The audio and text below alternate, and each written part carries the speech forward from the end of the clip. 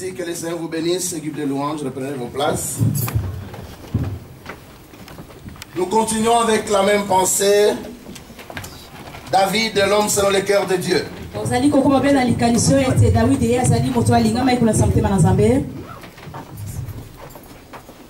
Et aujourd'hui, donc, nous lisons les textes que nous avions toujours lus ces derniers temps. Nous commençons par Actes des Apôtres, chapitre 13. Actes des Apôtres, chapitre 13.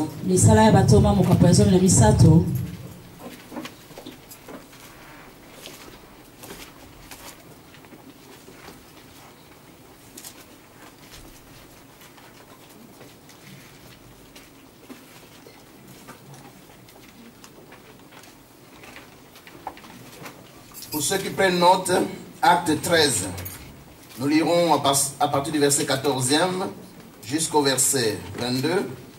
Ensuite, nous lirons le verset 36. Vous pouvez aussi noter Apocalypse chapitre 3, verset 14 à 22 et chapitre 2, 1 à 7.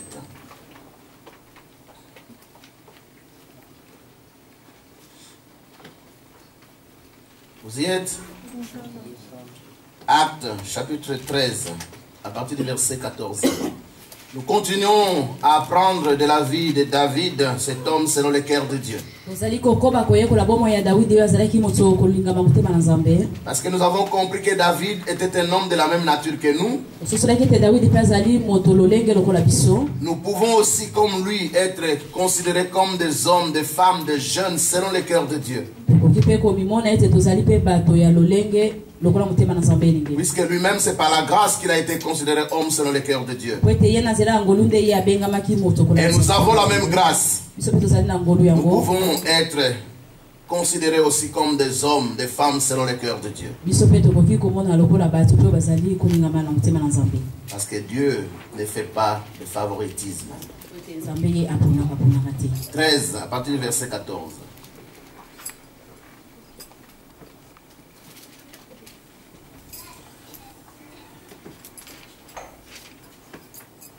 Quant à eux, quittant Pergé, ils poursuivirent leur route et arrivèrent à Antioche de Pisidie. Le jour du sabbat, c'est-à-dire le samedi, ils entrèrent dans la synagogue et s'assirent. Après la lecture de la loi et des prophètes, les chefs de la synagogue leur firent dire: « Frères, si vous avez quelques mots d'exhortation à adresser au peuple, prenez la parole. » Paul alors se leva, fit signe de la main et dit: « Israélites, et vous qui craignez Dieu, écoutez-moi. Le Dieu de notre peuple d'Israël a choisi nos pères, Abraham, Isaac et Jacob. Il a fait grandir le peuple pendant son séjour au pays d'Égypte, puis, à la force du bras, il les en a fait sortir. Pendant 40 ans environ, il les a nourris au désert. Ensuite, après avoir exterminé 7 nations au pays de Canaan, il a distribué leur territoire en héritage. Tout cela a duré 450 ans environ. Après quoi, il leur a donné des juges jusqu'au prophète Samuel. Ils ont alors réclamé un roi. Et Dieu leur a donné Saül, fils de Kis, membre de la tribu de Benjamin, qui régna 40 ans. Après l'avoir déposé ou rejeté, Dieu leur a suscité David comme roi. C'est à lui qu'il a rendu ce témoignage: « J'ai trouvé David, fils de Jessé, un homme selon mon cœur, qui accomplira toutes mes volontés. » Verset 36. Or David, après avoir servi en son temps le dessein de Dieu, s'est endormi. C'est un euphémisme, c'est-à-dire il est mort.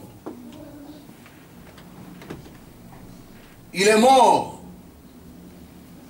et a été mis auprès de ses pères, c'est-à-dire il a été enterré. Et il a connu la décomposition, c'est-à-dire son corps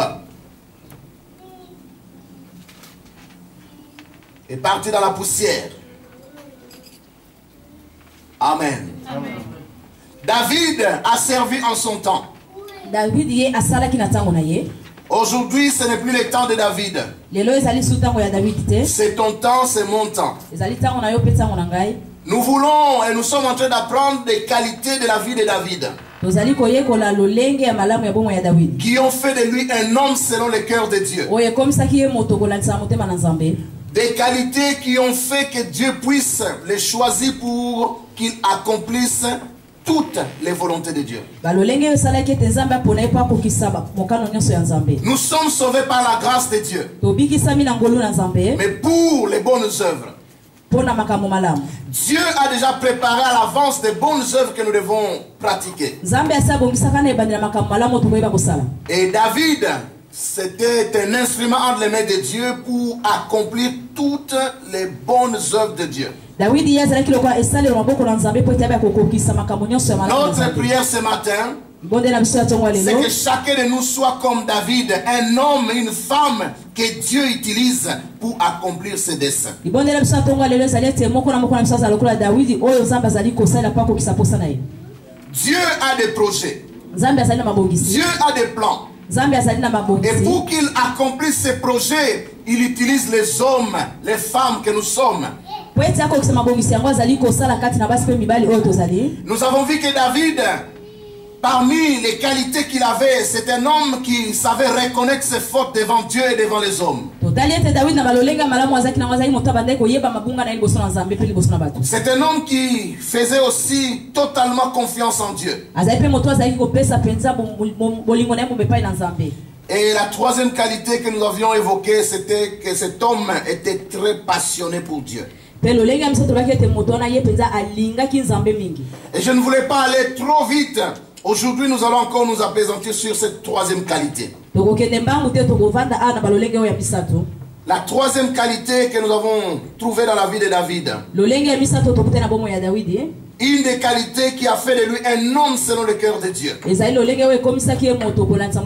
David était un homme plein de passion pour Dieu. Comment peut-il en être autrement quand on voit tout ce que David a expérimenté dans sa vie? David était zélé, passionné pour Dieu. Il avait de l'enthousiasme pour Dieu. Et pour son œuvre, pour sa mission. Voilà pourquoi quand il arrive au champ de bataille et qu'il trouve toute une armée qui ne sait pas bouger parce qu'un païen Philistin est en train d'injurer toute l'armée d'Israël.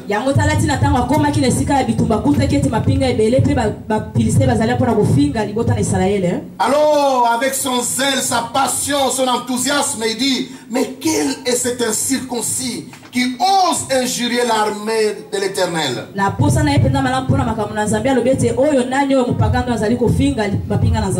Vous savez, quand vous n'êtes pas passionné, quand vous n'êtes pas zélé pour Dieu, même là où le nom de Dieu est blasphémé, ça ne vous fait aucun mal. Vous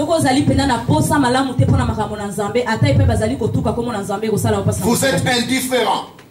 Vous êtes tiède. Parce que vous n'avez pas de passion pour Dieu. Mais dans ce monde, il y a des hommes et des femmes qui ont la passion pour Dieu. À l'instar de nos amis musulmans. Des gens qui sont prêts à mourir pour le nom de leur Dieu. Ce n'est pas le même Dieu que les nôtres. Parce que notre Dieu, c'est un Dieu d'amour. Même si je n'aime pas un peuple, je ne vais pas aller tuer ce peuple-là. Mais je parle de leur passion, de leur zèle, de leur enthousiasme. Ils peuvent prendre tout un mois, ils font Ramadan. parce qu'ils cherchent leur Dieu. Il est prêt à mourir. Il prend une ceinture d'explosifs. Il sait qu'il va mourir dans l'avion. Mais l'essentiel est que les païens qui sont dans l'avion puissent mourir. Regardez la passion, le zèle, l'enthousiasme. L'enthousiasme nous pousse à payer un prix. L'église de Jésus est remplie de timides et de timorés. Des gens indifférents, incapables de montrer leur zèle. Écoutez ce que David disait. Je me réjouis quand on me dit allons à la maison de l'Éternel.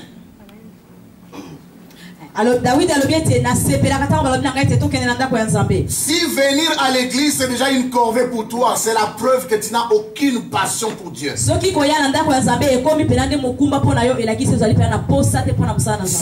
le matin pour aller travailler, c'est sans effort. Parce que le Dieu que tu sers, on l'appelle maman. Tu as besoin de ce Dieu-là. Mais les dieux de la Bible, puisqu'il est invisible, on ne le voit pas. Même pour les servir, on les sert avec négligence, on les sert avec paresse.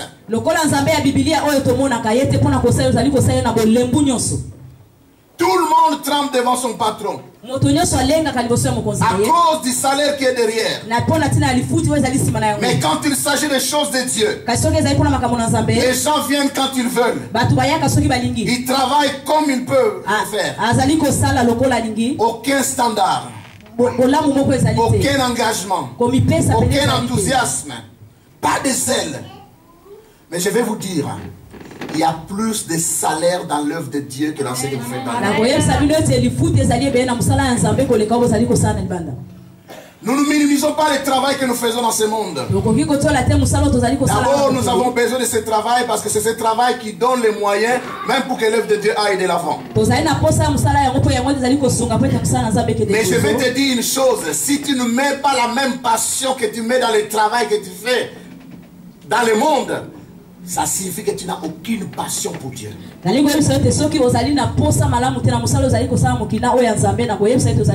pour son œuvre. Toujours David, Psaume 84, il dit: heureux ceux qui placent en toi leur refuge, leur appui. Ils trouvent dans leur cœur des chemins tout tracés. Quand vous comptez sur le Seigneur, c'est comme si Dieu fait concourir toutes choses pour votre bien. Vous serez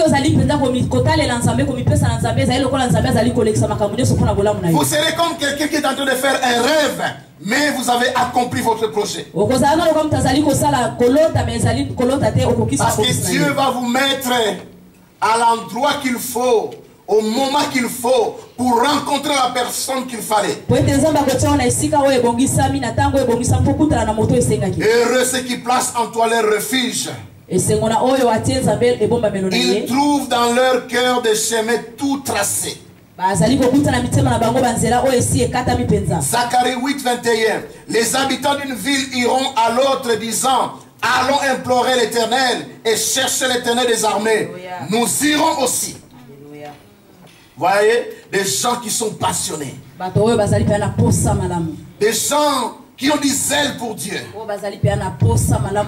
Une grande passion pour Dieu est le seul remède contre cette génération de gens qui n'ont aucune place pour Dieu dans leur cœur.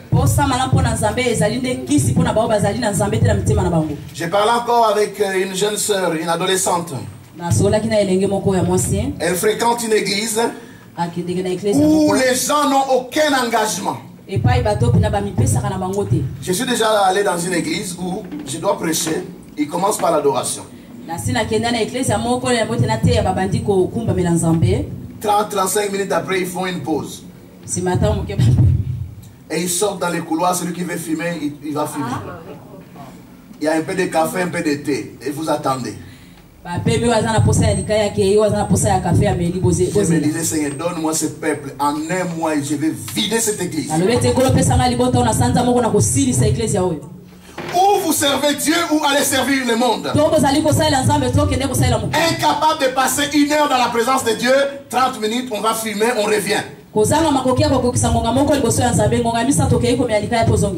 Mais quand vous êtes en face de la télé, les heures défilent, vous ne les voyez même pas.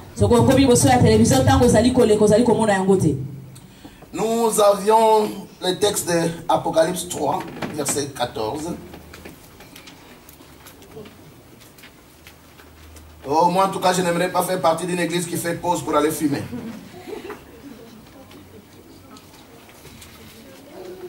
Et les gens trouvent ça normal. Apocalypse 3, verset 14.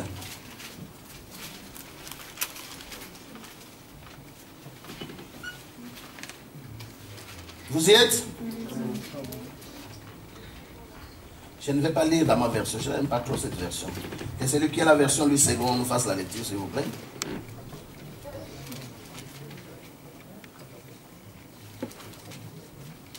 Bon, puisque vous hésitez. Je t'écris cela, tout en espérant te rejoindre bientôt. Toutefois. Oh là, qu'est-ce que j'ai dit? Désolé. Je n'étais même pas dans l'Apocalypse. Je suis trop passionné. Je vais lire alors. Ok, merci. Écrit à l'ange de l'église de Laodicée, voici ce que dit l'Amen, les témoins fidèles et véritables, les principes de la création de Dieu. Je connais tes œuvres. Je sais que tu n'es ni froid ni bouillant.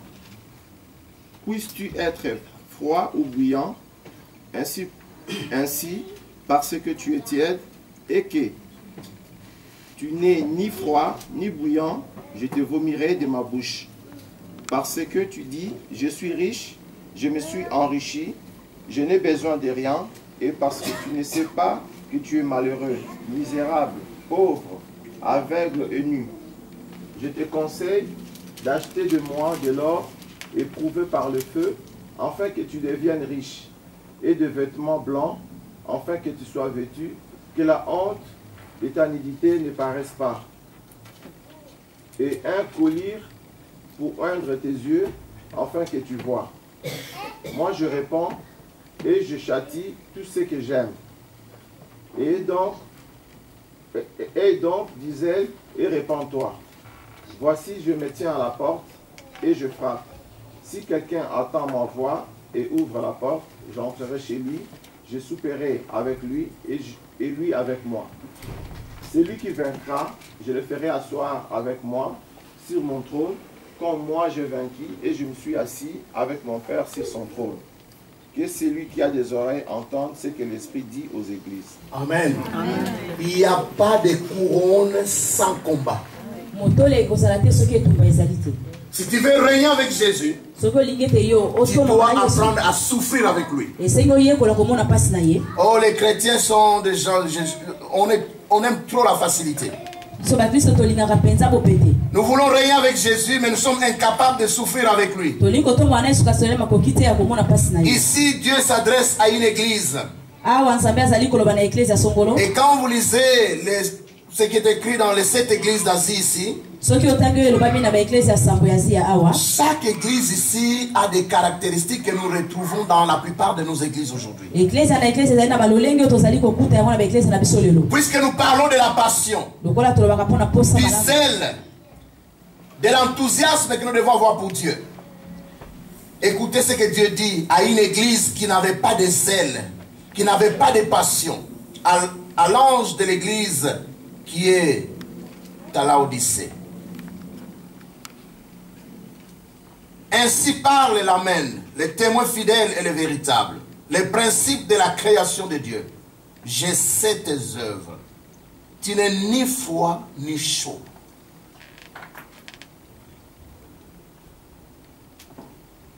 Pour Dieu, il faut être soit froid, soit chaud. On ne peut pas servir 2 maîtres à la fois. Ou tu sers Dieu ou tu sers maman. L'argent, c'est pas maman. Mais il y a un esprit derrière l'argent qui rend les hommes esclaves. C'est ce Dieu-là qu'on appelle mammon. Mais l'argent n'est pas mammon. C'est l'amour de l'argent qui est ce Dieu mammon-là. Amen. Amen. Dieu veut qu'on soit chaud ou froid. Le froid, ce n'est pas pour Dieu. Dieu veut que tu sois chaud pour lui. Que tu sois passionné pour lui et pour son œuvre. Amen. Amen. Amen. Amen. Nous allons définir tous ces termes que nous utilisons au fur et à mesure.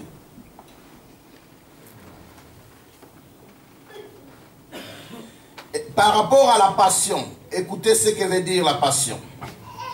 La passion est définie comme un mouvement affectif très vif qui s'empare de quelqu'un en lui faisant prendre parti violemment pour ou contre quelque chose. C'est là où je comprends que les musulmans ont la passion pour Dieu. Je reprends. La passion est définie comme un mouvement. La passion est définie comme un mouvement. Oui, un mouvement. Oui, dit seulement mouvement. Notre lingala n'est pas le lingala de Makanza, donc on met aussi des mots français. La passion est définie comme un mouvement. Bon, ceux qui ne peuvent pas comprendre.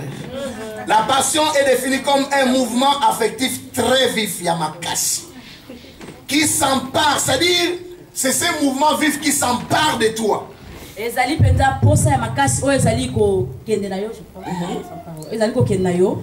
En lui faisant prendre parti violemment pour ou contre quelque chose. Vous savez, il y a des chrétiens qui n'ont aucune passion pour Dieu. La passion est définie comme étant un profond désir. Ou tu es froid ou tu es chaud. On ne peut pas être à cheval. Je ne suis ni chaud ni froid. Si tu es tiède, Dieu ne mange pas les choses tièdes. Il promet qu'il va vomir.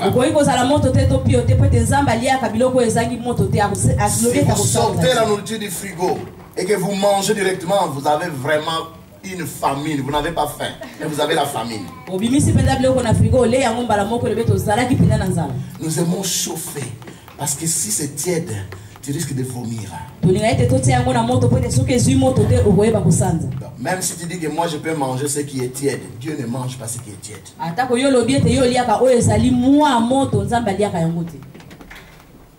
Parlant de passion, j'ai suivi une émission à la télé, c'est The Voice. Voici ce qu'on dit de la passion. Et on est en train de critiquer un candidat qui venait de chanter. Et voici les critiques qu'on a données à cette personne. On lui a dit ceci: messieurs, des fausses notes avec passion valent mieux que des notes justes, vides, sans passion.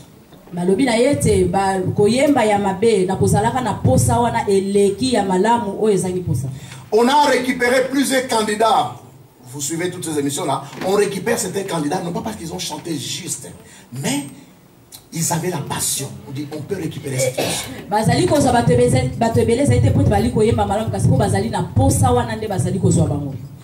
Des fausses notes avec passion valent mieux que des notes justes sans passion. Les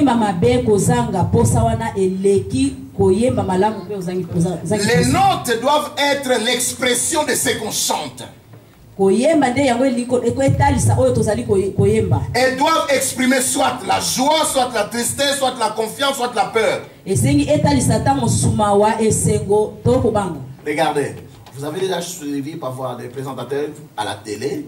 Ils présentent une information qui en principe est triste, mais la personne est en train de rigoler. Vous avez déjà vu? On vous montre des cadavres en Syrie, mais la présentatrice est en train de rigoler. Ça, ce n'est plus une bonne présentation. C'est vraiment un gag. Et on va prendre ça parce que À la fin de l'année, on va les considérer comme sous forme de gag. Ça, c'est pas présenter quelque chose. Quand tu présentes une information, si c'est une information triste, même ta façon de présenter doit communiquer cette tristesse.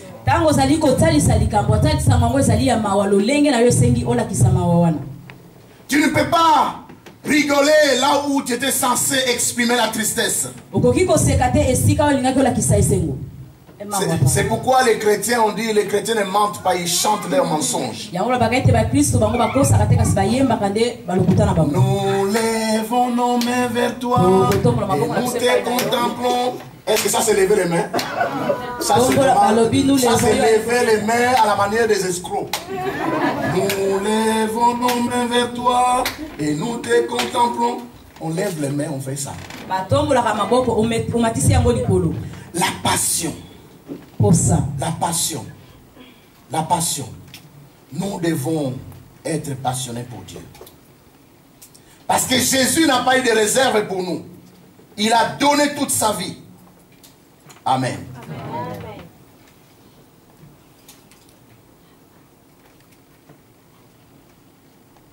Romains 12, verset 8 nous dit ceci. Que celui qui préside, c'est-à-dire que les sœurs divines qui passent ici, les Hélènes qui passent ici, les mamans Marie-Noël qui passent ici, pour diriger un culte, voici ce qu'il est dit. Que celui qui préside, c'est-à-dire que celui qui dirige un culte, les fasse avec zèle, c'est-à-dire avec passion. Vous n'êtes pas ici pour dire simplement, maintenant c'est les annonces, maintenant c'est la prédication, maintenant c'est l'accueil des nouveaux. On n'a pas besoin d'une personne qui se pointe ici pour nous juste dire gauche, droite, tout droit. Non, vous devez le faire avec passion.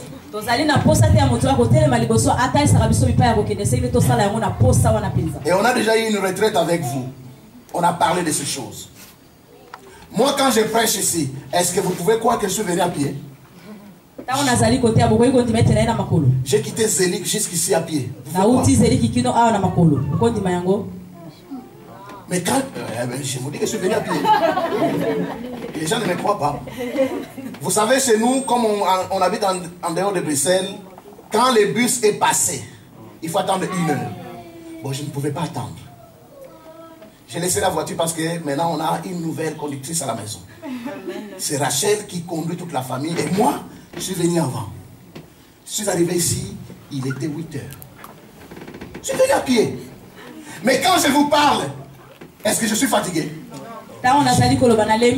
Ce n'est pas que je ne suis pas fatigué.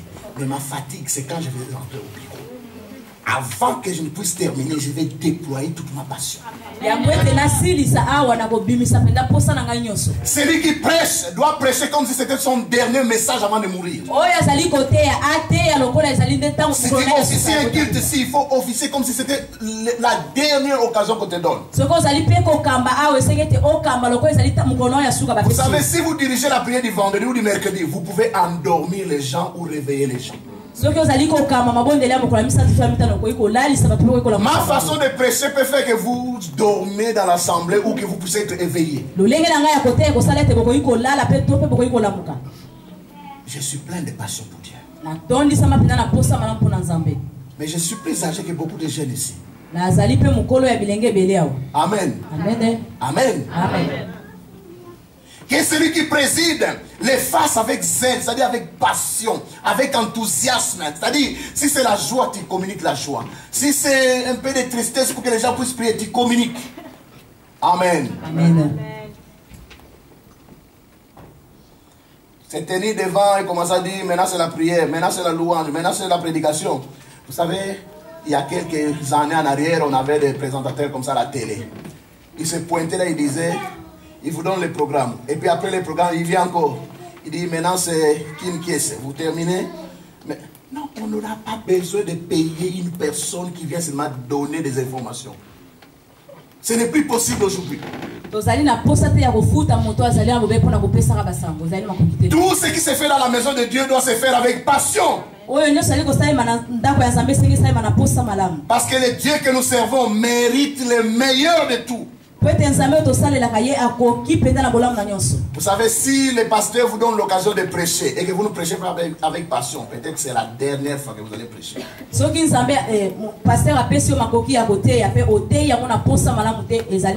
On vous donne l'occasion de diriger un culte. Si vous ne le faites pas avec passion, ça sera peut-être la dernière fois que vous dirigez un culte.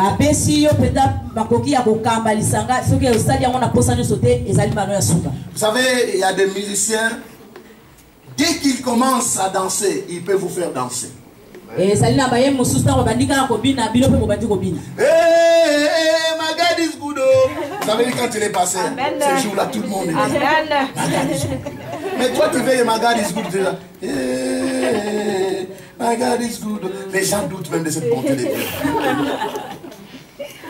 Nous parlons de la passion de Dieu. Vous savez, Israël aussi, tellement ils étaient sans passion, un jour, les prophètes Élie s'est tenu devant et dit ceci. Jusqu'à quand clocherez-vous des deux côtés? C'est dans 1 Roi 21.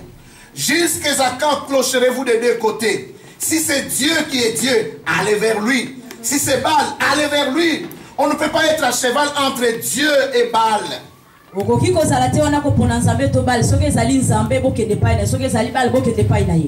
y a trop de tièdes et de timides. Vous savez, moi je fais attention quand quelqu'un me parle. Hier j'étais ici et puis un frère qui ne peut pas avec nous est venu et puis on est sorti avec lui. Il me parlait des choses, je l'écoutais. Mais c'est comme s'il était en train de me parler aussi par rapport à ce message.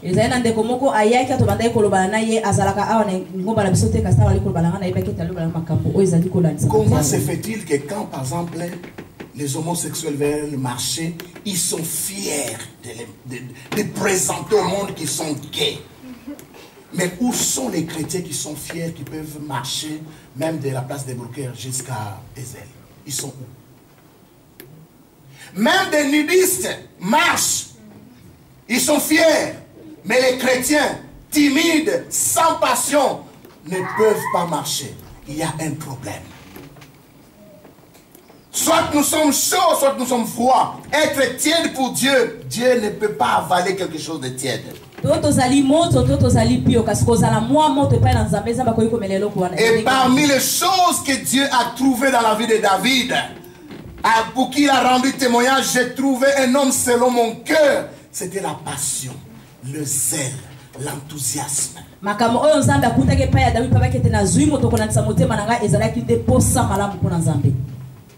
Comment ne pas avoir la passion pour Dieu quand on considère sa protection, sa sécurité, la santé? Vous savez, si vous pouviez simplement évaluer votre santé en argent,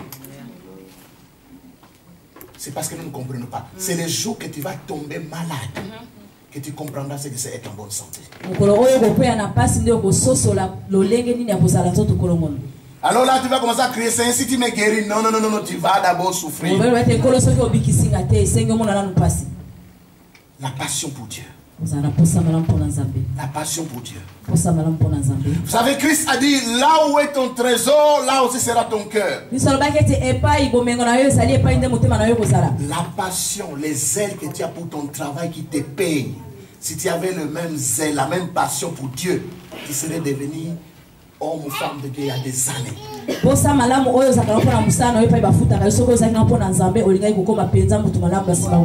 Parce que les gens voient seulement le salaire qui est visible.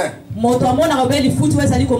les bénédictions que nous avons en Dieu, c'est comme si ce n'est pas visible. Et les gens sont prêts à faire des sacrifices pour le monde, mais incapables de faire le même sacrifice pour Dieu. Ephésiens 6, verset 15 nous dit ceci. Parlant toujours des zèles et des passions. Ephésiens chapitre 6, verset 15. Je vais lire dans deux versions. La version normale et la version des jeunes, comme moi. Nous lisons d'abord dans la version normale. Mettez pour chaussure quoi? Lisez avec moi. Ephésiens 6, verset 15. Lisez s'il vous plaît. Ephésiens chapitre 6, verset 15. Mettez comme chaussure à vos pieds le zèle pour annoncer l'évangile de paix. Voilà. Mettez pour chaussure à vos pieds le zèle ou la passion, l'enthousiasme, la motivation que donne l'évangile de paix. Vous savez, quand vous avez reçu l'évangile de Jésus, l'apôtre Paul dit, je n'ai point honte de l'évangile. C'est une puissance de Dieu pour le salut de quiconque croit.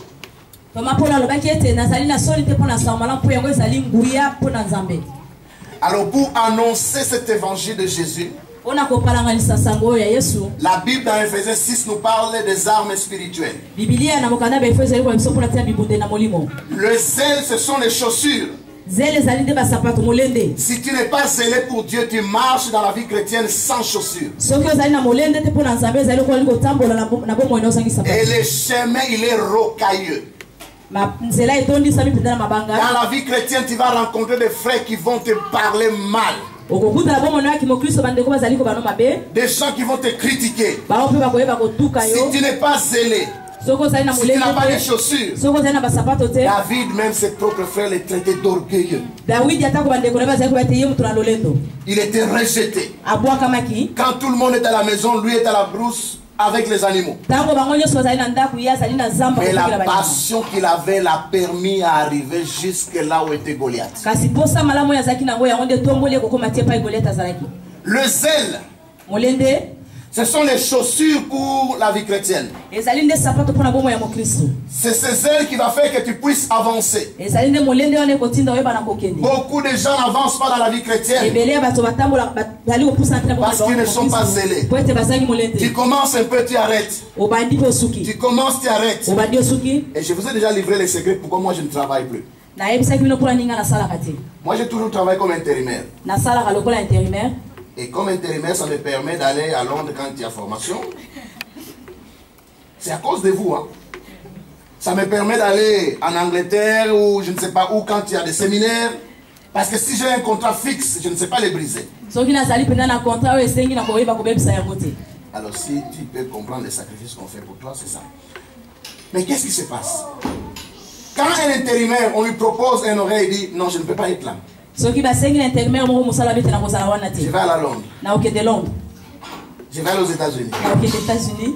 Alors tu dois créer ta propre société. Beaucoup de gens dans l'église sont comme des intérimaires. Ils servent de temps en temps. Et Dieu ne peut pas compter sur toi. Dieu ne peut pas compter sur toi. Dieu ne peut pas compter sur toi. Pourquoi le monde ne compte pas sur des intérimaires qui ne sont pas stables? Mais quand ils vont faire le planning et toi tu n'es pas là, c'est un travail en chaîne. Toi tu n'es pas là, ça bloque toute la chaîne. Alors pour ne pas avoir de problème, on ne compte pas sur toi. Comme moi l'apôtre a refusé de compter sur moi. Dieu peut refuser de compter sur vous parce que vous êtes comme un intérimaire. Vous devez avoir du zèle. Regardez, dans cette église, à part les pasteurs, c'est le frère Alain qui apporte la parole. Frère Alain, lève-toi un peu s'il te plaît. Tu as été baptisé en quelle année? C'était en 2010. 2010 avec maman Gracieuse, avec la sœur Iris, avec d'autres qui ont fui. C'est pourquoi maintenant, même si j'ai terminé les enseignements pour les baptêmes, je ne baptise pas, je laisse d'abord le temps pour voir. Et ça fait longtemps qu'elle a terminé les enseignements. Alléluia. Amen. Mais c'est les frères qui apportent la parole. Il a été baptisé en 2010. Et toi, tu as été baptisé en quelle année? Les problèmes, c'est les zèles, c'est la passion. Si tu as du zèle, tu vas avancer comme ça. Mais celui qui n'est pas zélé, vous savez comment, c'est quel animal qui marche comme ça? Tu avances, tu recules un peu. Même un frère qui te fait une simple reproche, tu te fâches et tu abandonnes le ministère. Tu n'es pas zélé, tu n'es pas passionné. Vous savez le problème que nous on a tous les jours en dirigeant l'église. Il Il y a une sœur qui venait de partir il y a quelques jours. Parce que les pasteurs devaient la ramener à la maison. Parle. Parle. C'est-à-dire le pasteur termine le culte et doit encore faire les taximens. Donc je dois la ramener à la maison. Mais maman pasteur sait que les pasteurs passent trop de temps au bureau. Donc maman pasteur a pris un autre frère pour aller déposer cette sœur. Pour cette personne, il fallait seulement les pasteurs. Elle est partie de l'église. Alors moi je vais arrêter de prêcher parce qu'elle est partie. Hein? Mon zèle, mon enthousiasme va faire que je vais continuer. Toi aussi tu as déjà rencontré beaucoup de problèmes. Mais ce qui fait la différence entre deux chrétiens, c'est la passion, c'est le zèle. C'est lui qui persévérera jusqu'à la fin sera sauvé. Les 3 temps de salut, nous avons parlé de ça le mercredi. Tout ce que je pensais partager avec vous aujourd'hui, c'est la passion de David. Ne pensez pas que tout était rose dans la vie de David. Il a été un roi alors qu'il était enfant. Mais il a dû attendre plus de 30 ans pour régner sur le trône. Il a tué le lion, l'ours et puis Goliath. Il commence à vivre au palais royal avec le roi Saül. Mais le roi a cherché à les tuer plusieurs fois. Il fuyait. Mais le zèle et la passion qu'il avait a tout fait pour qu'un jour ce qui était prophétisé sur lui puisse s'accomplir. J'ai fini par comprendre que c'est juste une question de motivation. Si on disait à toute l'église, mercredi tu viens à la réunion, tu as 1500 euros. Vendredi tu as 1500 euros si tu viens. Dimanche si tu viens tu as 4500. Il n'y aurait plus de place ici. C'est un problème de motivation. Mais jusqu'à ce que vous puissiez comprendre que les salaires que Dieu donne dépassent 1000 fois plus que les salaires que tu reçois là où tu travailles, tu n'auras pas de zèle pour l'œuvre de Dieu.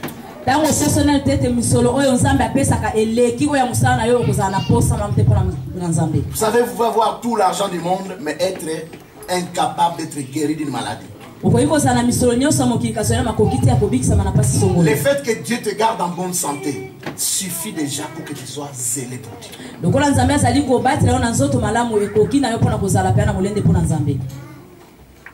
Même les petites choses que tu fais d'habitude, si Dieu dérègle juste quelque chose dans le fonctionnement de ton corps, tu n'es plus normal.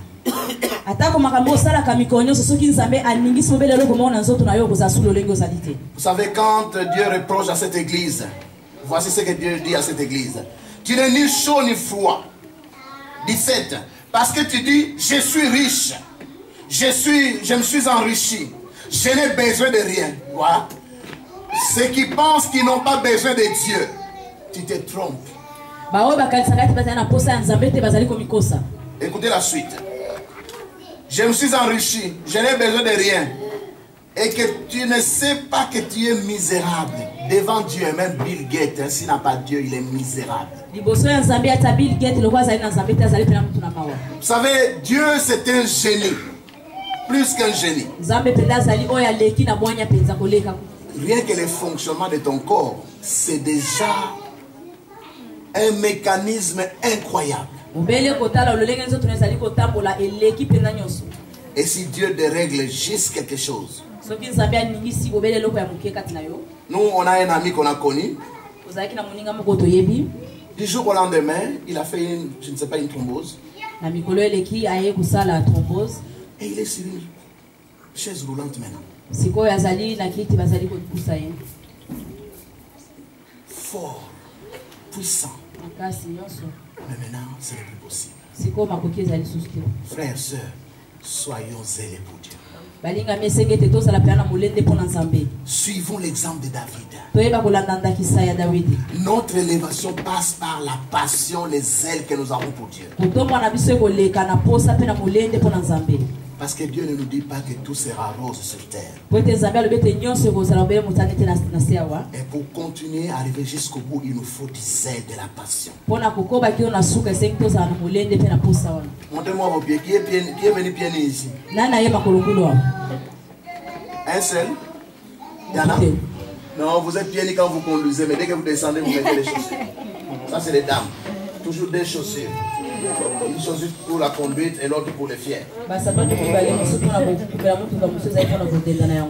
Si vous ne pouvez pas marcher pieds nus dans cette vie, Dieu aussi sait que spirituellement, si vous n'avez pas de chaussures, vous aurez des blessures, ça va vous faire très mal.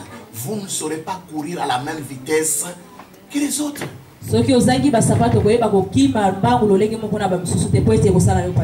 C'est simple, ces chaussures dans la vie chrétienne, c'est la passion, c'est les ailes pour Dieu. Nous ne sommes pas encore arrivés au niveau des musulmans où tu acceptes de prendre une ceinture et sauter dans un avion. Dieu ne nous demande pas ça.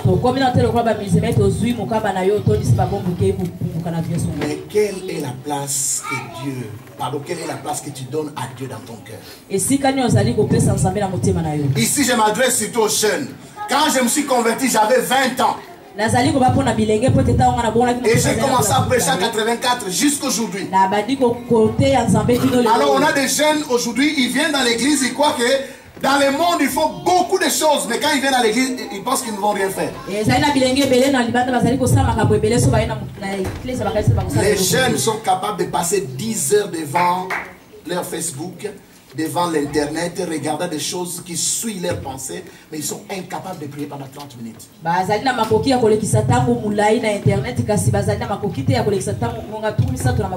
Vous vous trompez. Les jours où vous allez rencontrer des jeunes passionnés pour Jésus, vous aurez honte. Il y a des jeunes, prenons Divine. Divine a l'âge de tous les jeunes ici. Mais c'est vraiment une servante de Dieu. Si l'église avait les moyens, on peut même l'envoyer aller faire une formation pastorale et devenir pasteur de cette église. Mais les jeunes comme vous. Amen. Amen. Amen. Jeunes, non jeunes, tout le monde devrait être passionné pour Dieu. Même dans notre vieillesse, vous savez, si vous connaissez le Seigneur dès le bas âge, même dans votre vieillesse, on saura que vous avez connu le Seigneur. Regardez maman Anne. Regardez maman Anne. Elle a connu le Seigneur. Ça fait des années. Jusqu'aujourd'hui. Ici, il n'y a pas quelqu'un qui est souvent malade comme maman Anne. Mais il n'y a pas de dames qui sont aussi présentes au réunion de l'église comme maman Anne. Si vous accouchez, vous verrez maman Anne chez vous. Amen. Vous êtes malade, vous verrez maman Anne chez vous. Amen. Elle a quel âge? Maman Anne, rappelle-nous l'âge, maman. 60. Elle va visiter les sœurs là-bas. Elle va visiter les sœurs là-bas. Mais toi, depuis que tu es dans l'église, qu'est-ce que tu fais pour le Seigneur? Qu'est-ce que tu fais de ta jeunesse? Tu consacres toute ta jeunesse à servir le monde. Non, mon frère, quand tu seras vieux, tu vas regretter. Ceux qui se convertissent dans la vieillesse, c'est lourd pour les pousser. Il y a beaucoup de choses qui ne peuvent te comprendre. Il faut que tu connaisses le Seigneur maintenant. Et que tu marches avec lui. Moi, que tu sois jeune ou que tu sois vieux, la Bible, elle est pour tout le monde. Amen. Amen. Je vais voir des jeunes qui ont leur Bible, qui lisent. Et si tu ne sais pas, tu demandes, on va t'expliquer comment lire la Bible. Des jeunes qui prient comme Divine prie. Amen. Amen. Et qui peut diriger un culte. Amen. Amen. Nous allons nous lever pour prier.